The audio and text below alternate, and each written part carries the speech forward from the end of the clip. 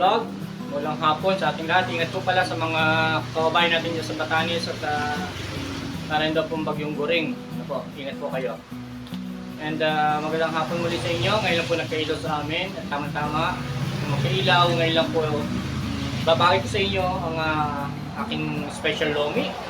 At ito po ay may umorder sa akin around 250 pesos. Yan, makikita nyo mamaya ang presentation ito. Dalawa po ito. Ito po yung isang bowl. Yan. Right, samahan nyo ako ngayong hapon ito. By the way, kumusta na kayo mga followers ko, subscribers? Salamat sa inyong pag-stay tuned. At sa mga bagong subscribers ko, maraming salamat sa pagtitiwala nyo sa channel ko. Mahal ko kayo and I love you all. And huwag kayong mag-alala, someday makakabawi rin ako sa inyong mga subscribers ko. Promise yan, hindi ako nagbibiro.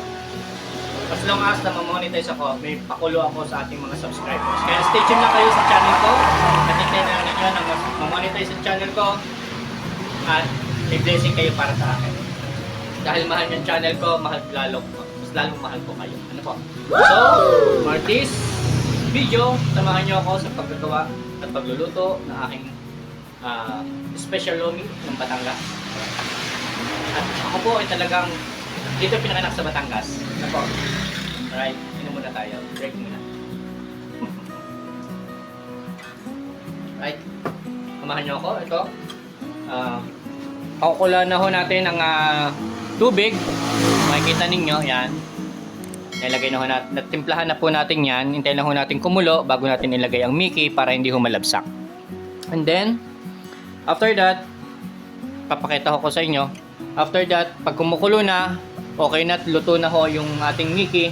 At kumukulo na, ilagay ho natin ang beaten egg. It's up to you na po kung gaano karami para maganda yung resulta. And then, mamaya po yung natin ilalagay yung ating toppings. Alright? Stay tuned lang kayo mga kabisik. Huwag kayong maalis. At, ito na. Pinitlahan ko na ho ito mga kabisik. Nailagay ko na po dyan mga kabisik ang ating pasensya na kayo at marami akong customer kanina. Kaya ho medyo madumi pa itong aking kalan. Paumanhin sa inyo. Pasensya na. At siningit ko lang ko itong aking pagbablog sa aking lomi. At ito, nasabi ko po sa inyo na ang ating lomi ay natimplahan ko na. Nalagyan ko na po yun ng toyo. Yung nabibili sa palengke na hindi ho purong toyo yan. Yun ay may timpla na ho. Iba hong pagkatimpla niyan. Yung mumurahin lamang. Nalagyan ko na rin po siya ng paminta at betchin. Huwag niyo hong lalagyan ng asin or either na mga magic sarap, ginisa mix or either kung wag niyo na kung ayaw naman ninyo, may option pa ho. Lagyan lang niyo ho ni siya ng ginisa mix, konti lang at huwag na pong lalagyan ng betchin. Kasi may betchin na po yung ginisa mix or magic sarap or ano pa man pong pampalasa. Ano po? Pero ang ginamit ko ho dito, simple lang. Betchin lang po, konti. At yung aking toyo. Alright? Ako na rin hong gumagawa ng toyo na yan. Na nabibili ho sa palengke. Kadali naman hong gawin eh. Susunod, meron ho tayong hack ho diyan sa ating toyo na yan. Alright? Balikan ko kayo mga kabisik. Lalagay natin maya-maya ng konti ang ating pansit, ang ating Mickey. Lagyan natin maya-maya mga kabisik ang ating Mickey. Alright? Yan. Video natin. Balikan ko po kayo.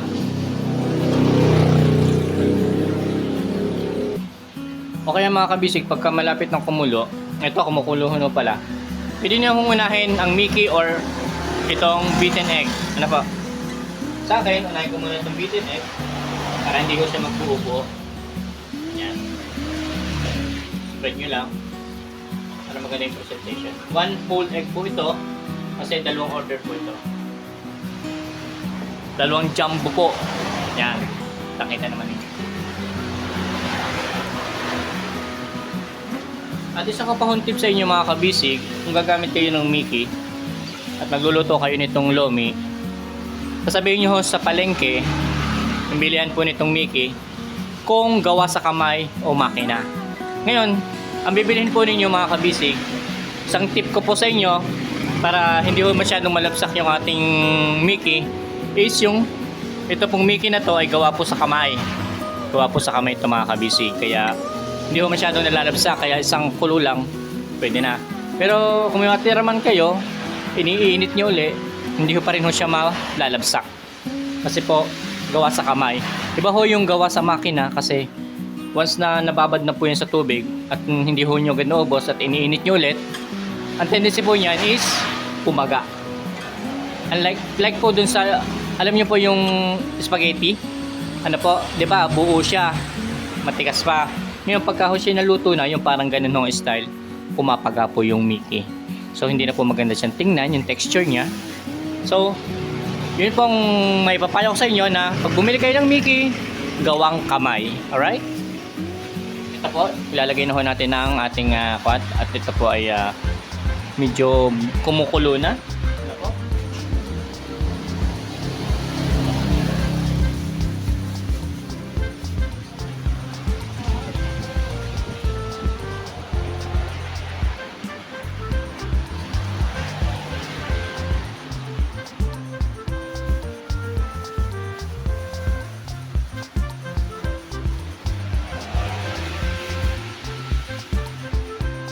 So ang atin naman pong may ilalagay dito is more or less 3/4 na Mickey. 3/4 na Mickey po more or less.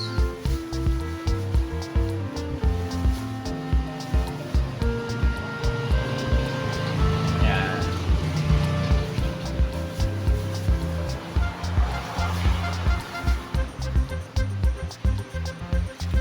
Alright.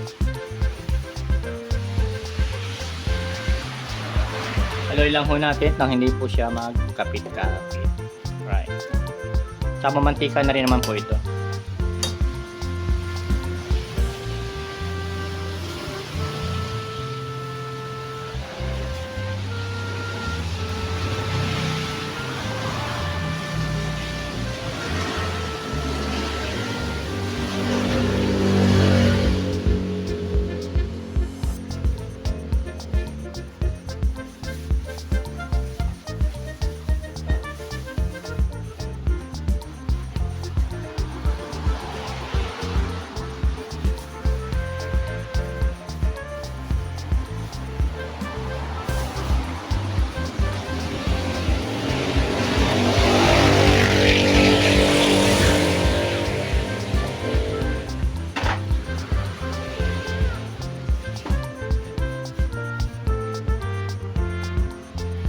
Pagka po ito'y kumulo na po mga kabisig, takpan lang po natin.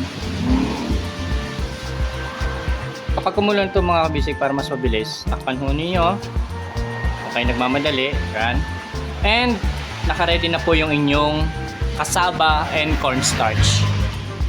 Ang ginamit ko po dito, pagka po ganun kalaking bowl, is 2:8. Meaning, 2 kutsara po ng cornstarch and 8 kutsara po ng cassava. Ito na po yon. Ano po? Yan. Para na po siyang gatas. Wait until na bumulak yung ating niluluto at pwede na hong ilagay yung ating cassava.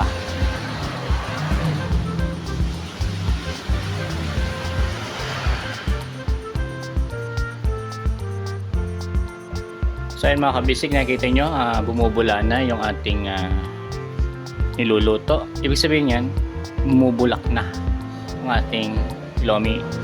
At pwede na ho natin ilagay ngayon ang ating cassava at cornstarch. Alright. So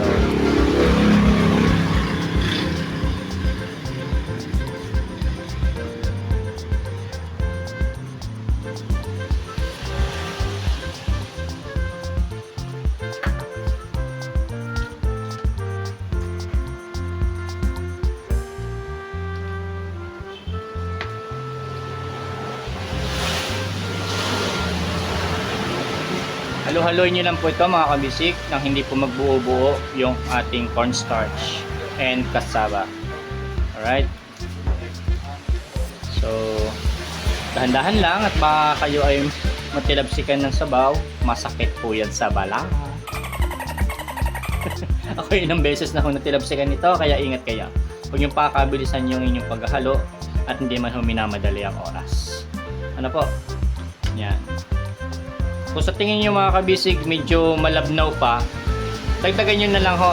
Tansyahin nyo na lang mga kabisig yung ilalagay nyong additional na cornstarch at cassava. Right.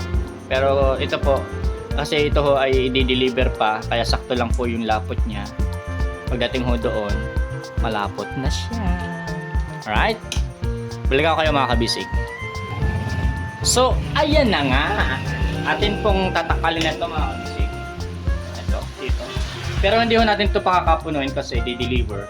Lalagyan na ho natin ito ng cling wrap maya. At ang ano po nito mga kabisig is dito lang siya, hindi masyadong puno. Kasi baka kung matapon ang sabaw. Alright?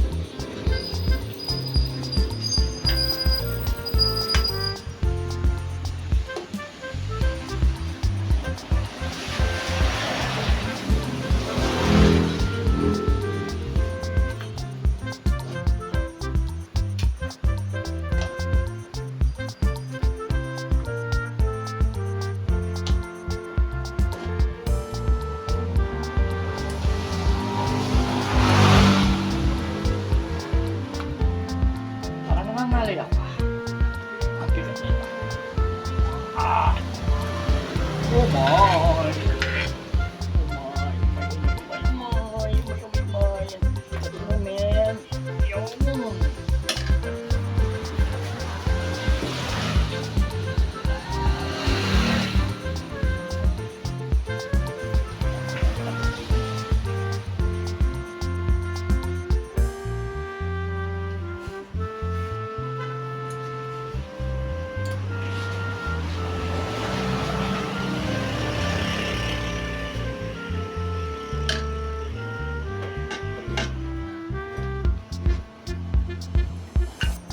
Mabigat ka sa rin lalagyan. Sa crystal, you know? Pang mayaman ho ang bowl na rin. Alright.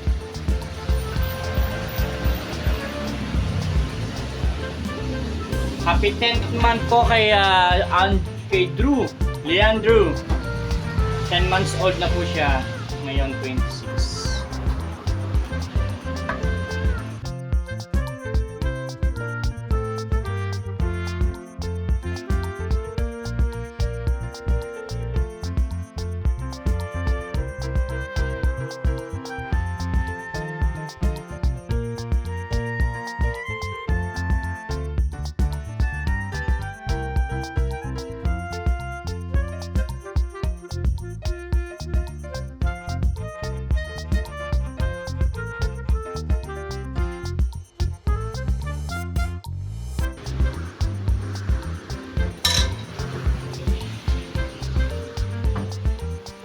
And mga kabisig, ito ho, na-prepare na natin ang ating mga toppings. Yan, nakahilera na po dyan. Isa-isa na po natin itong i-design dito sa ating ito. Alright.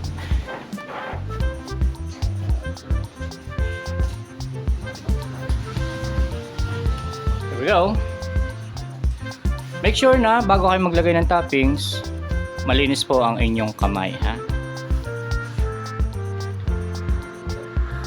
Malinis po ang ating kamay. Ako, nakapanghinaw na, kaya ito. Tatappings na po tayo. Right?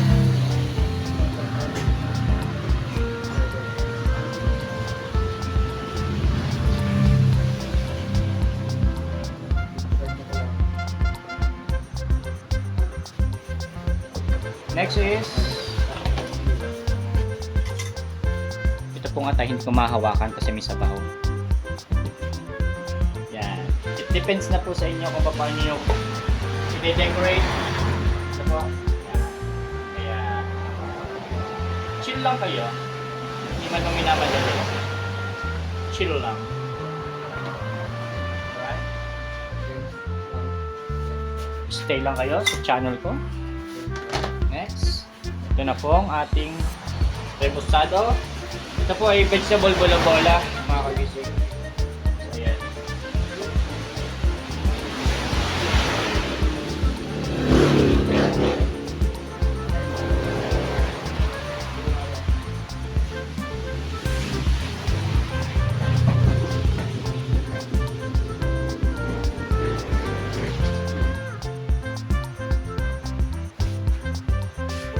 waiting pa ko yung ibang customer na hindi ako. Pasensya na. Pasensya na kayo, tinapos kayo ng aking pag-vlog. Right? And the breaded chicken. Right?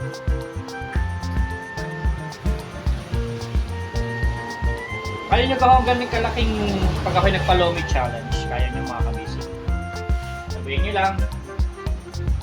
Comment down below po. Maintindihan natin at magpapa-challenge po ako sa inyo. Sabihin nyo lang. Joke lang. And then, ito pong ating showman. Showman. My show. It's a my show. Showman.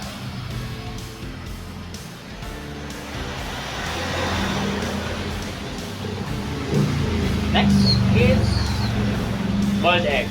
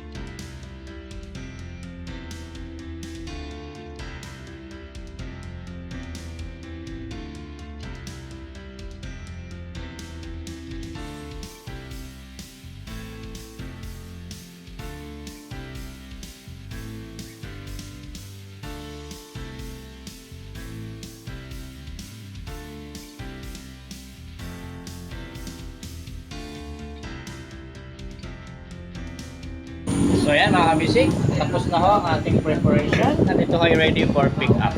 Alright, yan. Di ba? Sino mo sasabi? Ito po ang lomi ng Batangas. Alright. So hanggang dito na lang mga kabisig ang aking vlog at sana na-enjoy ninyo at natutunan kayo kung paano lutuin ang special lomi ng Batangas. Right? Doon sa mga gusto negosyo dyan, kopyahan nyo na ang aking menu. Right? Thank you sa inyong pagsama. I love you all mga kabisi. Till my next vlog!